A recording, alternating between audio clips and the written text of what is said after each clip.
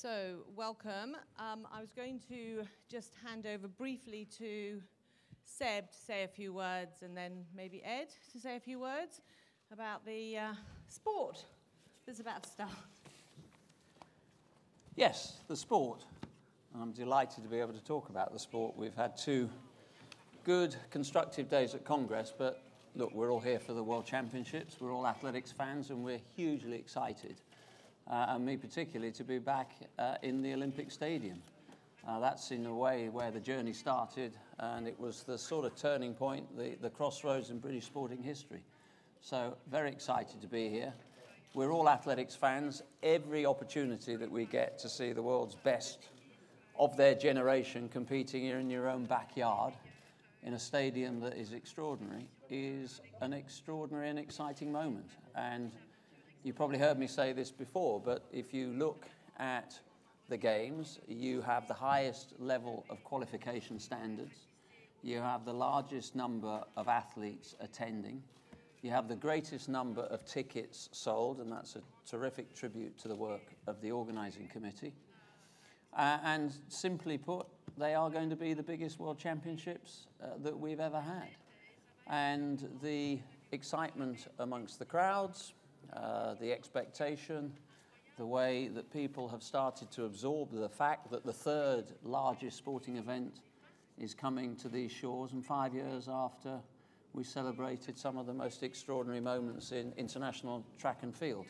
And it's back here, and I'm delighted that this will again sow the seeds for another generation of legacy stories and extraordinary moments. So from the 100-metre preliminary rounds tomorrow morning, right the way through to 9:15 on the 13th of August, Ed, which I think is the 4x400 metre relays. I don't think there's any of us that will want to miss a moment of that spectacular sport in the stadium. So we're here, we're athletics fans, and we're getting it underway. Good. Thank you, Seb. Look, the IAAF have been fantastic partners for us in the 6 years it's taken us to get ready for what's going to start in 24 hours' time. So thank you to you and your council and all your colleagues for that collaboration, which has been great. When I look at it, we've just nibbled over 700,000 tickets sold now. I think the previous highest was just over 400,000 for World Championships. The stadium will have more than 50,000 paying fans in there, in fact, pretty much all sessions. And the great thing for me is there's 48 gold medal events. There are no nailed-on favourites in any of those 48 events. So you've got genuine sporting jeopardy in the world's greatest athletics stadium in front of a packed audience of fans. So the uncertainty, the excitement, for me, is going to be a very potent cocktail, and we're really looking forward to it with only a day to go. So thank you. So we'll just open it up to Q&A. Usual hand up. Please say where you're from and your name, and we'll start. It's very bright light, but I think that looks like Mark. It is. It is. Well done. Well done. Okay. As we're all in French, if you have a translation. Give me a minute. Do you have a translation? Because French is the official language of IAAF. It's not the official language. Two official languages. English and French, Mark. Ready? Bienvenue à Londres. Merci bien. Thank you very much. Non, ma question, Seb, est de savoir quelle est votre réaction personnelle aux propos d'excuses présentés par le président de la Fédération russe. What's your reaction after the apologies from the president of the Russian Federation? I thought it was a very candid response today, a very candid presentation. And yes, I think the whole council, I know the whole Congress, was pleased to recognize that the Russian Federation recognized themselves that they have been through some pretty torrid times, that they are doing everything they possibly can to make sure that the Federation itself is re-engineered, that they're attempting the hard yards of changing the culture around coaching systems and endemic systems that have served very badly the athletes. And again, I was pleased that RUSAF accepted, because, of course, the criteria for reintroduction was agreed with them as well, that we follow process, and that the Congress today supported the recommendations of the Council through Runa Anderson's task force. So I thought it was a very constructive day. And I think clearly progress is being made, but the Council, through the recommendations of the task force, concluded that this was not the moment to reinstate Russia, but we need to make sure that we do everything over the next few months to try and normalize this situation. The guiding principle has always been that we wanted to separate the clean athletes from the tainted system, and we have 19 neutral athletes here. And that has been the case throughout the year, because we've had them in Bydgoszcz, we've had them in Grosseto. They were in Nairobi at the under-18s, where 2 medals were won. And I was very pleased to hear that recognition, but it still leaves us with some work to do. Okay, so I can see, I think it's Matt Slater and then Duncan in front. Thanks very much. Matt Slater from Press Association. Just to follow up on that, was that the type of apology, the type of acknowledgement that you want to hear, that should satisfy one of the outstanding criteria? Was that enough? I think it was recognition. It is an element of the criteria. It will ultimately be for the task force to decide that, because there's no point in having created the task force, the independent process. They will be the judge of that.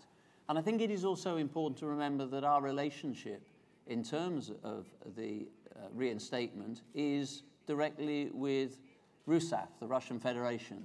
So that is important that that was communicated to the International Federation and the 200 or so countries that were there listening to the presentation from Dmitry Slatkin, the Russian Federation president, followed by the observations of Runa Anderson from the task force. Okay, yes, Seb, Duncan Mackay, Inside the Games. Were you surprised that so many countries voted against the Council recommendation, and were you especially surprised that Jamaica yet again voted against one of your reforms? I think that's a question you should ask the Jamaican Federation. That's not for me to answer. But actually, I think some 86, 87% supported the retention of the ban. And look, I was very clear with the Council. I was very clear in today's Congress that we are making progress, that this is a proper way to do it, that we've taken a tough decision and we need to see it through. And there were those that didn't agree with the process that we adopted, but I genuinely believe that this progress that we've witnessed today and the presentation that we heard from the Russian Federation would probably not have happened had we not gone down that road. Okay, gentlemen, yep, thank you. I put my question in French.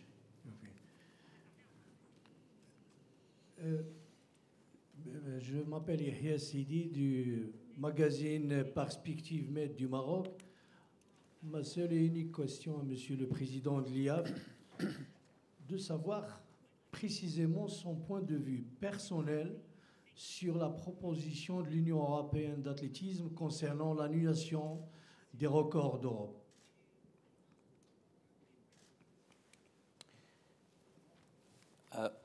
We give the European Union quite a lot of powers in this country, or ascribe them, but it wasn't the European Union, it's the European Athletics Association that has put a proposal through from the European Association. Look, there is a great deal of agreement around 2 or 3 concepts that the European Council have put forward. First of all, that we need to do more in terms of storage of samples, that we need the ability to go back 10 years to test that sample for ratification, that we need world records to be set, or records, European records generally to be set in stadiums where there's proper metrology, you have grade A timekeepers and officials. This is all perfectly sensible and agreed upon. It was always going to be the challenge to decide how to deal with existing and historic records. And I think the European Association were right to decide they needed to do more work on that. They will bring that proposal, as they're entirely entitled to the Council. It will probably come back before the end of the year, but again, it will depend a lot on when they achieve that. But I think there is also another guiding principle, that we have to be clear, and particularly in some women's events, that there are records on the books that I believe are an inhibitor to young girls wanting to take up our sport. It is possible for some girls to look at those distances and events and think, well, I can possibly compete for my country, I might even get to a major championships, I might even win titles. But I'm never, under normal circumstances, going to get close to those world records. And I think that is probably what prompted the debate. And it's not a new debate. It's a debate that, you know, I'm probably older and been involved in the sport for a lot longer than anybody, you know, around. But this is a debate that we were having 25 years ago. And I think it was articulated by the European Association. So we will see where they get to. And for that, of course, to become a global recommendation, it will have to go through the Council. Okay, gentleman behind the camera. No, gentleman behind the camera.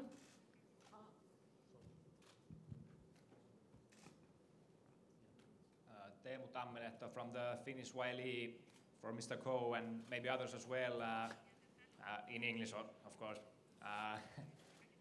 As you said, the biggest world champs are about to begin here in London. There's been 2 terrorist attacks here this year. What can you say about the security of the races? Yes, I'll just make a quick observation and then I think hand to the Chief Executive or the Chairman. Look, it is really important, of course, that security is of the highest priority. You know, we went through the London years, and there was hardly a day that went by without security in one way or another being reviewed, monitored. You know, the delivery of a security program is incremental and sequential. I think we're all pretty proud that we live and work in a city that has dealt with these problems. We have dealt with them from time to time, and we have dealt with them over generations. All I can say, having known the London years and certainly having had conversations recently, that everything will be done that is humanly possible to make these a safe and secure event. There is the twin challenge, of course, and that is not forgetting that we are here to celebrate extraordinary humanity in sport, and we don't want people feeling that they're coming to a lockdown stadium and lockdown park or even a lockdown city. But Niels or Ed? We've had a very substantial police presence embedded in our local organising community for many months now.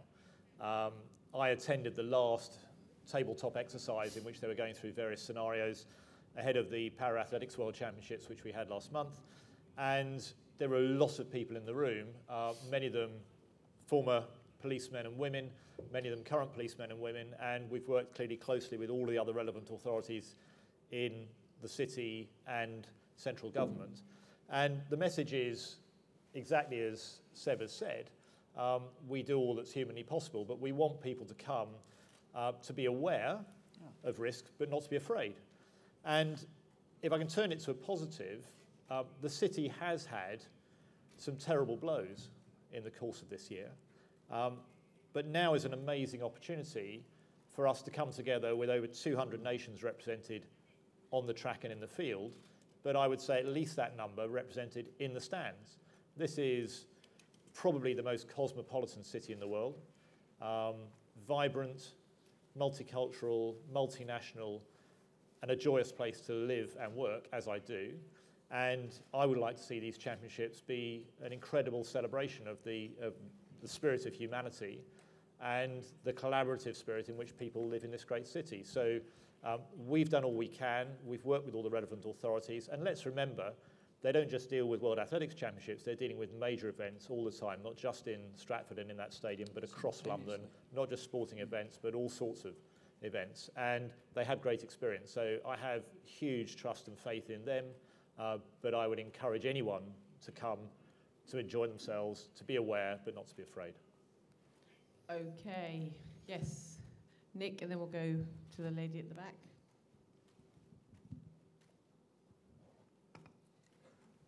Hi, Nick Butler from Inside for Games. Seb, are you expecting to discuss your somewhat differing responses to the Russian doping problems with the IOC Executive Board in your meeting tomorrow? And how do you expect that to go? And will you also discuss cross-country possibly coming onto the Winter Olympics? Well, first of all, I'm not aware that it's on the agenda. I mean, if it's raised, then we will clearly identify the position. I know the IOC know where we stand on this. So no, it's not on the agenda tomorrow. I think the agenda is quite a fulsome one. And of course, we are the only international sports federation that meets the executive board at our World Championships, and that has to be a good thing. Okay, lady with her hand up, thank you. Florence Lloyd-Hughes from SportCal. I just had a question about London possibly hosting the championships again. Obviously, there was been a lot of discussion following the World Para-Athletics Championships about London possibly hosting those championships again. So I was wondering if it would ever return to London in the near future. Well, I'll talk about the World Para-Athletics. As you will have seen and heard, the athletes themselves had never had a championships experience like it. Huge crowds, great conditions, wonderful service to the athletes in terms of transport, accommodation, all the logistics. And they'd love to be back. And I know that UK Athletics and the British Paralympic Association would love to bring the championships back to that stadium in 2 years' time. Would London ever want to host these championships again? I bet it would, but I should think the IAAF has got other plans because these are global championships and they need to be rotated around the world in great cities, great stadia in front of great crowds. When it comes to the World Para-Athletics Championships, in many ways, the offer to come back is there because the IPC has a need. I don't see the IAAF having that need. It's got two great hosts coming up in Doha and Eugene, and it'll move the circus on from there. Would London want to use this stadium for major championships of all sorts? Absolutely. So would the sport like to see European championships in the stadium? Yes. Would it want to see Commonwealth Games hosted in London? Yes. Are there other major athletics events to bring to the stadium? Yes, because let's remember there's a 50-year lease that UK Athletics has in the greatest athletic stadium in the world, and we want to use that. Or sorry, I'm moving on, but UK Athletics wants to move that, use that to showcase this sport, to grow it, to invest in it, and to invest in a future fan base. We had 100,000 school children come to the World Para-Athletics Championships, and that's 100,000 fans for the future. And the stadium is a very, very big part of if you like, the offer that the sport can make to the public of Great Britain. Okay, thank you. Franco Fava from Corriere dello Sport, Rome, Italy. Seb, let's talk a little bit about the competition we start tomorrow. As we all know, after tomorrow will be the last race for Usain Bolt in 100 meters. What is your feeling after he will retire about the future of athletics? It will be an opportunity or just to have your feeling about the end of his wonderful career? Well, thanks. Franco, you won't be particularly surprised when I say I'm sad that he's going. You know, I'm an athletics fan. Take my, federation hat off. The guy has been a sensation. He's connected in a way that few in or out of their sport have connected. I can't think of somebody that's connected in that way really since Muhammad Ali. There's no discussion. There's no conjecture. He's the best sprinter of all time. The record books show that. But I think what we're going to miss, if I may say so, is not so much the fact that it's unlikely for the foreseeable future that somebody's going to win, 3 Olympic titles in a row at 100 and 200 relays, or a sack full of world championships medals or world records. It's just that the guy has a personality. When we're sitting here with the slightly pre-packaged sports stars that have to look left or right to be able to even answer a question most of the time, and are nervous about, he has a view, he has an opinion. He was very forthright about the future of our sport just 2 nights ago. And that's what we will miss.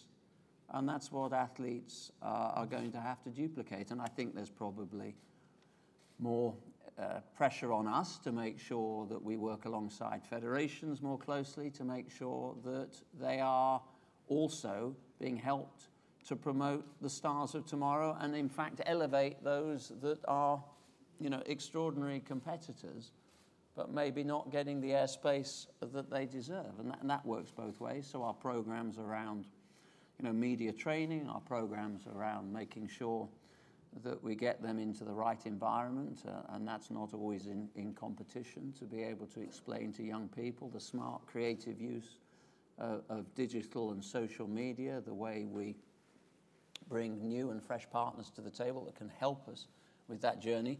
It's all about retaining interest and relevance. And so, yeah, he's an extraordinary competitor, but the sport goes on. If we'd been sitting here 15, 16 years ago, we'd have probably been having the same discussions about the imminent retirement of Michael Johnson or Jose Maria Perec. So athletes came through. Muhammad Ali retired, great boxers came through. You didn't replace Ali, but the sport didn't suddenly die. So I'm very optimistic about the sport. And of course, he has committed to staying and helping us engage in all those areas. And those discussions will take place once these championships are out of the way. Okay, yes, gentleman on the corner in the yellow t-shirt, then we'll come down to the front. Thank you. This is Alex Xavier from Ethiopia on the IAAF Young Reporters Program. My question is for, thank you. My question is for Mr. President. As I came from Ethiopia, that we are winning 10,000 meter and 5,000 meter runs frequently, but nowadays it's clear that it's not hosted in the previous manners, the 10,000 meters. My question. What was the? I can repeat my question again. Yeah, sorry. Sure. Okay, my question is, 10,000 meters is not hosted in the previous manners in these days. Are we secure that we are going to see on the World Championships that 10,000 meter is going to be hosted? Well, first of all, sorry? No. I know. I think I understand the question, but correct me if I'm wrong. First of all, it's nice to see you, because actually this is a really good story around exactly what, Franco, you asked me a few moments ago, because it's not actually just about athletes. It's the IAAF program to promote young, talented sports reporters and journalists coming through around the world is a good example. I met with him and his team in Addis Ababa in 2015, where we had pretty much half the day talking about the role of sports reporting and sports journalism. So we talked about you coming to a World Championships. Welcome. It seems to have worked out. I think the question you're asking is effectively, yes, we have 10,000 meters enshrined in our area championships and our world championships, but maybe fewer of the one-day meetings like Diamond League are putting it into their program. It poses a problem. It poses a problem in one-day events, and I'm sitting here with Niels de Vos, who's the Diamond League director for London and Birmingham, that if you have a limited span of time to promote and to showcase so many different events, the 10,000 meters is actually quite a big chunk of that time. We do, I think, need to find formats where 10,000 meters is celebrated. I was very pleased to be in Highgate the other night watching the celebration of 10,000 meter running, where you had 5 or 6 10,000 meter races, a very good crowd. It's a very good and smart innovation. But the 10,000 meters I think, is the bedrock of championship events. I see no reason why it shouldn't remain that way. But you might want to ask the question of the Diamond League director about the ability to stage 10,000 metres in one-day events. Here we are, I'm setting you up. Sure, no, you put your finger on it. I mean, when I started, to put a British 10,000 metres on would take more than 25% of the 2-hour window. Happily now it takes slightly less than 25% because we've got a quicker runner. But it's still a very, very significant part of a 2-hour meet. Okay, thank you. Yes, gentleman down here in the front.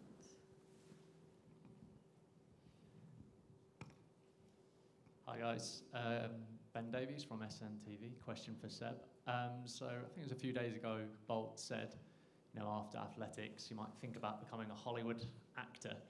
Now you said obviously you've made the leap from the track into athletics governance. Is there part of you sort of tempted to have a word in his ear and say, look, don't go over to Hollywood, athletics still wants you, and encourage him to stay and potentially be involved in the governance of athletics in an IAAF in the future? No, actually, quite the opposite. I would encourage him to try and become a Hollywood actor, and I certainly wouldn't think that that's impossible, because that would then help us, that would give us yet another string to our bow in order to allow him to connect in a completely different environment. So no, I hope he does try that.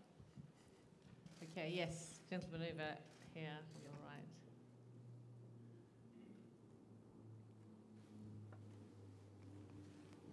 My name is Ayodele Odumade, African Sports Monthly. My question is to Lord Coe.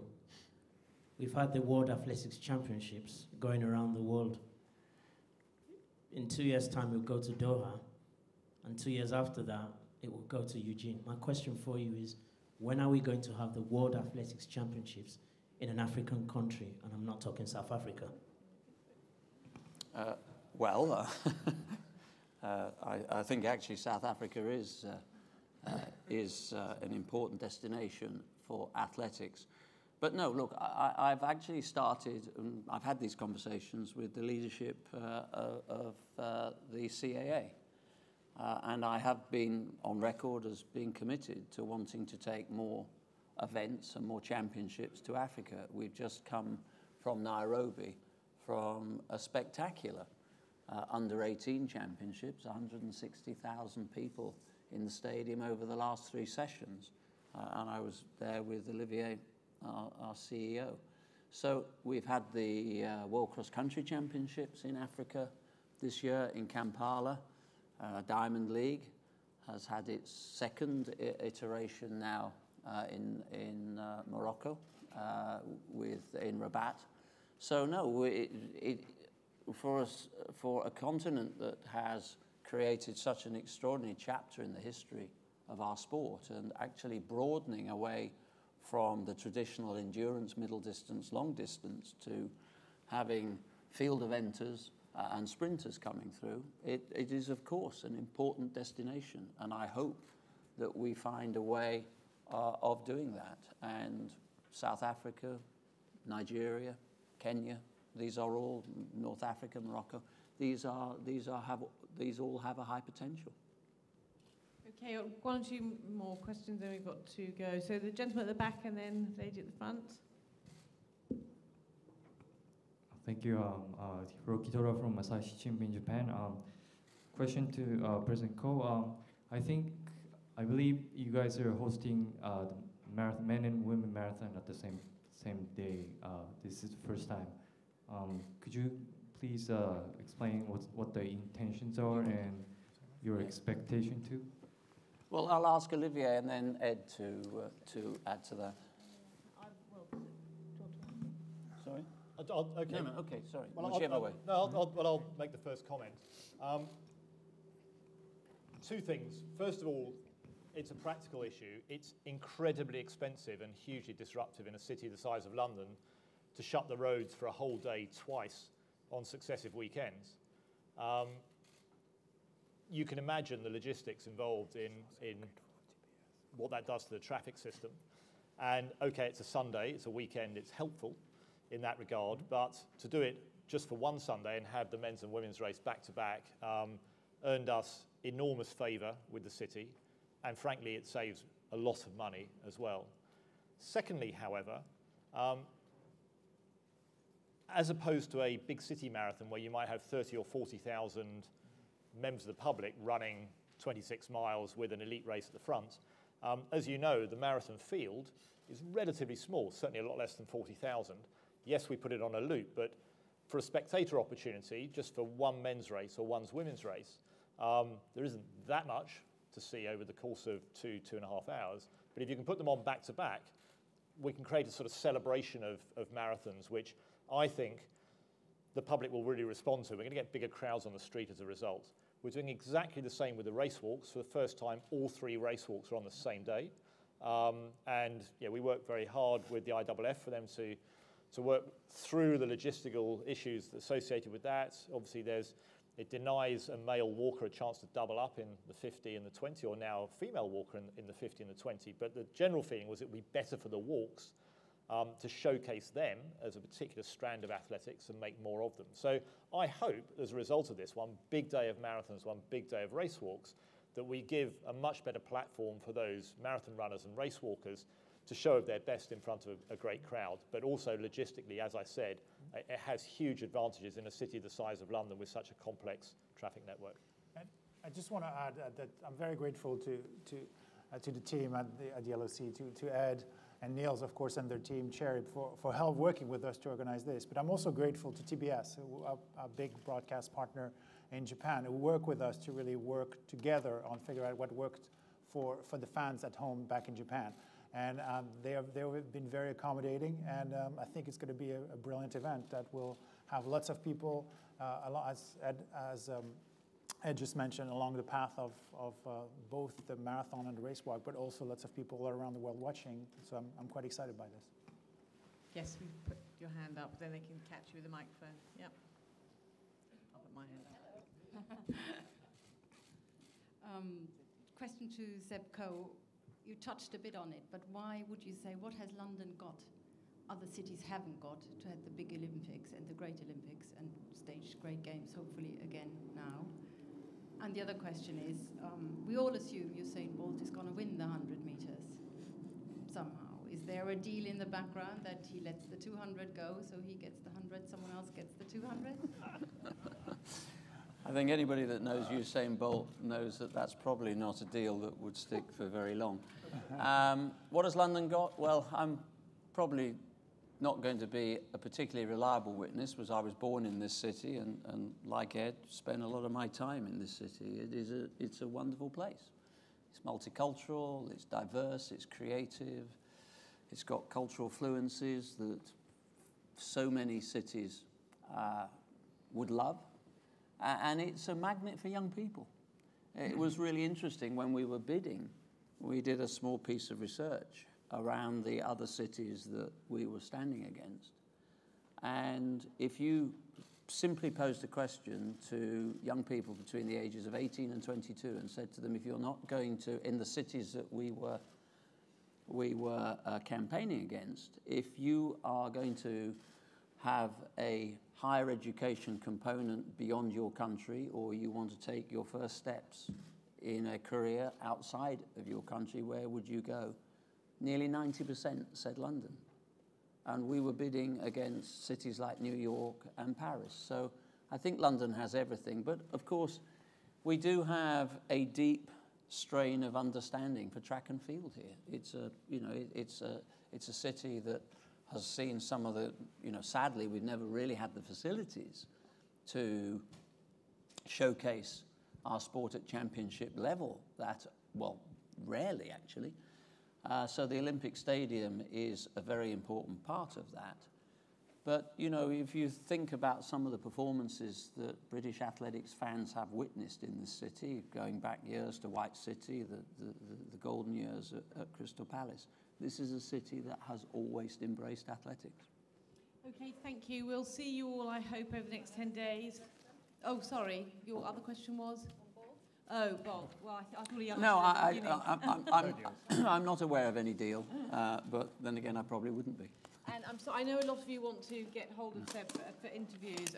We will sort that out over the next couple of days. So thank you for your patience. It's been a long couple of days. Thank you. Bye.